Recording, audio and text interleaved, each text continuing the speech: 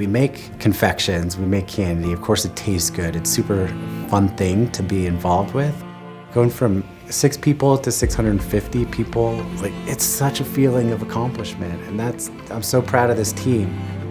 I remember the first sales meetings we actually ever had. Beforehand, we would go and buy like whatever caramel they had on shelf. We'd bring ours in, and we just put them both on the table and like, try it, and then you tell me. Hands down, we'd win every time. There's a pioneering history to Utah, and the recipe we use for several Members Mark products is one of these old American pioneering recipes.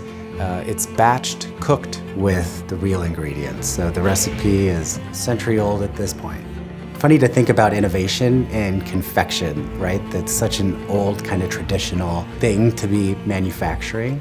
But we do innovate. We do try to bring new combinations to our customers. The fact that we're selling to Sam's Club and being trusted to do things under their Members Mark label is a pretty incredible thing. The real rewarding part of my job, at least, is just watching this team accomplish things that I never would have dreamed of. We make the best confections in the country, and the team here, we all celebrate that success.